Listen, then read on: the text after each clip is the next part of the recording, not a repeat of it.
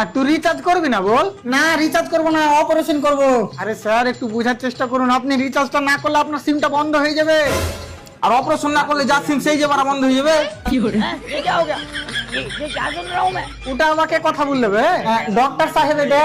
ও doctor সাহেব, doctor সাহেব আর সিমে রিচার্জ নাই। ও তো তোর সিমে রিচার্জ আছে বলে তুই যাকে তাকে ফোন লাগিয়ে বেড়াবি নাকি?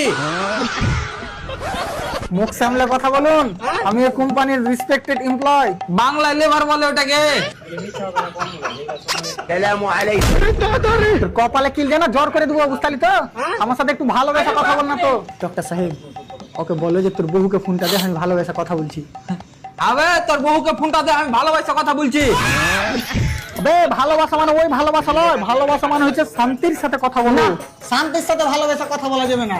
প্রচুর প্রচুর খেসা, যে কোনো কথাতে শুধু মারবো কাটবো বলে। তাই নাকি? হ্যাঁ